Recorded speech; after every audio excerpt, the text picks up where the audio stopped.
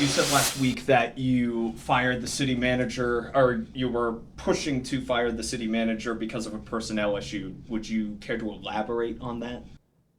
You know what? Like I said in the meeting last Tuesday night, that as the mayor of the city of Brighton, I have, I've worked with the city manager for 2 years.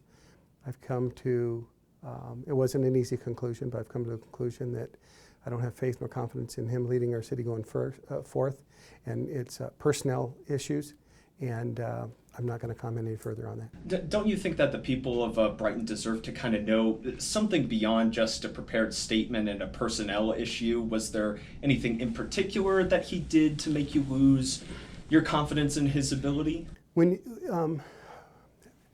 in answer to your question, yeah, they probably would like something, but to protect all involved, and I mean, I hope you understand administrative and personnel law and so forth.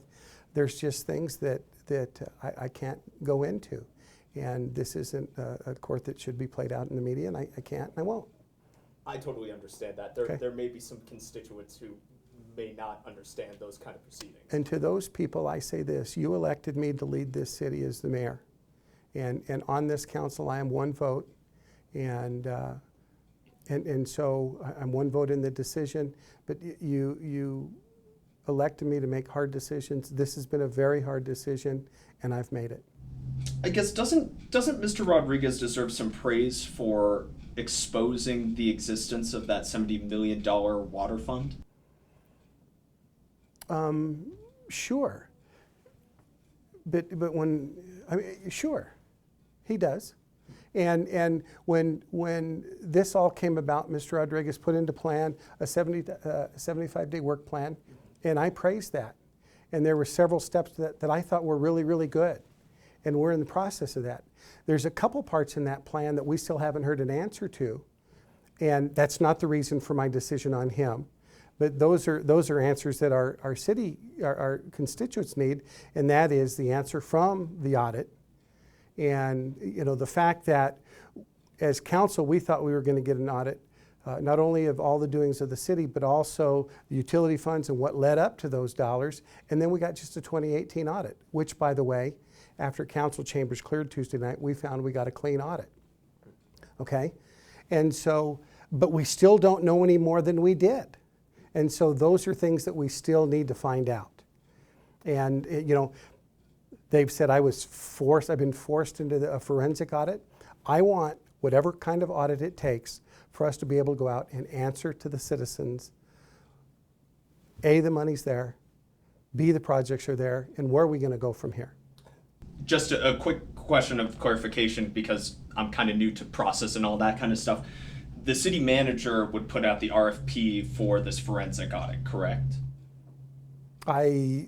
It would come from the administration, yeah. So is it going to be the current acting city manager who puts that out, or are we going to wait until you guys get a new city manager? As I understand it, our next study session, we're looking at firms that are being brought in to do that. Business of Brighton will continue. Okay. And the business of getting to the bottom of the water situation will continue. I guess what I'm just wondering is, will the new city manager that you go out to select be in charge of that, or is that process going to start before you permanently find a replacement for Mr. Rodriguez? As I understand it, that process has already started. When we're talking about how this money got here in the first place, to my understanding, City Council and yourself continuously approved budget after budget year over year and then amended budgets. Why did you vote for those budgets? Well, you have to understand that a budget is presented to us 1 year at a time. Okay, now the amendments come based on projects. Okay, so we get a budget offered to us. And we're going to start the process here shortly for 2020. Last year we were presented, here's a 2019 budget. We look at all those things, but everything is within that 1 year. Okay, and so you look at that 1 year, you approve the budget, and you go forward. Okay? Now, if you've got projects that have already been started that don't get done in that 1 year, then you do a budget amendment to finish that project. So there's lots of rollovers, but they don't show up in your annual budget year to year to year. That's what's presented to us. We can only make decisions based upon what's presented to us. So is the fault really on the presenter? Because there needs to be some sort of accountability in all this. Right.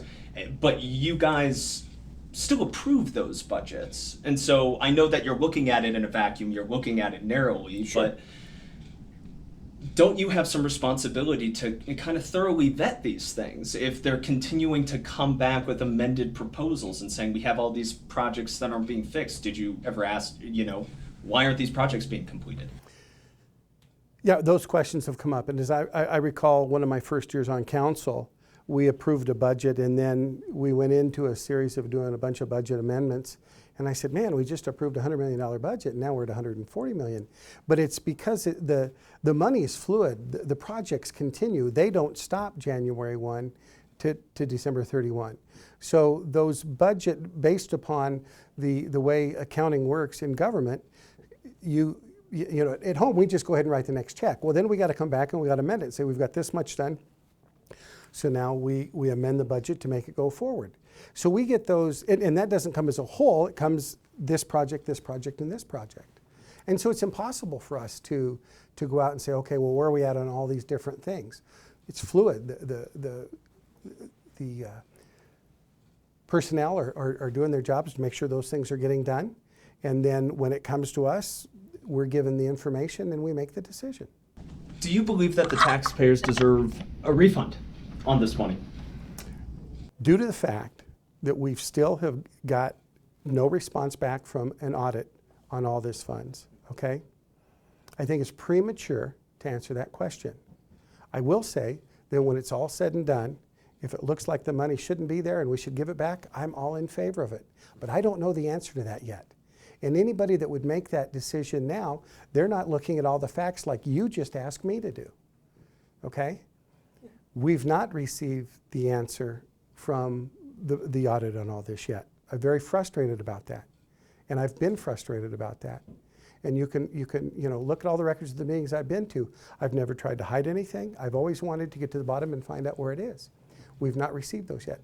Once we do and we find out where we are, the projects that need to be done, if there is excess money there and we need to give it back, let's give it back. But let's not make that decision until we have all the facts.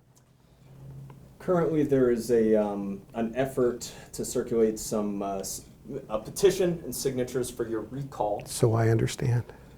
What's your reaction to that? It's disheartening. I mean, the citizens of Brighton elected me to make hard decisions, okay? Faced with really my first great big hard decision, they don't like it, so they want to recall me. I guess that's right. It's unfortunate. They're not here every Tuesday like I am, okay? And people are leading them to put other things into it.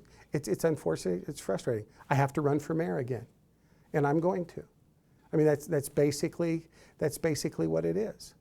I just hope that the people that put me in the first time and then other people will look at this and look at it and come to the conclusion that I should deserve to continue to be the mayor of Brighton. We have been going through a series of public records requests as a station to just kind of get a better idea of all of these conversations that have been happening between council and the city manager from now until past October, really. Sure. So the state law is clear. You need a 6-3 vote to go into executive session.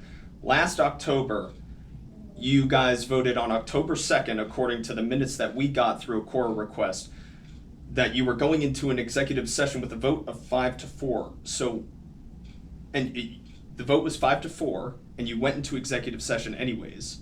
Why did you ignore state law? You know what? It's not an issue. I ignored it. I wasn't aware of it at the time, and nobody brought it to my attention at the time.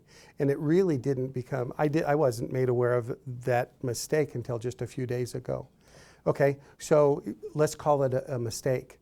It wasn't my intent to step around state law. That I was totally unaware of it until just a few days ago. So I apologize. I can't take it back, but it happened, and People make mistakes. people make mistakes. And again, there were 9 of us up there, Nobody brought it to our attention. The city attorney was present? City attorney didn't bring it to our attention. Nobody brought it to our attention. None of the other 9 council members brought it to our attention. We went into executive session. I was unaware that it took the strong majority to go into an executive session. I know it now. It won't happen again. So, as part of our records request, we recorded the audio for that executive session because it was technically supposed to be an open public meeting, but we're told that those records were deleted. So that was under the assumption that that was a legitimate executive session. That's, as I understand it. When I was here last week, and I was talking to folks who were down in that meeting, it seems like you have lost the trust of that percentage of the population of Brighton. And there are probably a lot of folks who did not have time to make it to Tuesday's meeting who may feel the same way. How do you regain their trust? That's a really good question. It's something I'm all over on a continual basis because I want their trust. Okay? I want their trust. I have to understand, they have to understand. Again, I was elected to make tough decisions. And not every decision that I make are they going to like. We just have to look at the operation of the city as a whole. I will tell you this, that Brighton is going to move forward. There is a bright future for Brighton. And we're gonna continue to do the best we can to be better. Okay? So I can't do anything to go back and somebody that doesn't know me, that'll stand up in a meeting and holler, recall the mayor, haven't talked to me.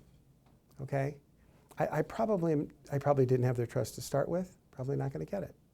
I will say this: that in that audience, there were a lot of people that didn't stand up and speak, and that didn't applaud and didn't all that have my trust.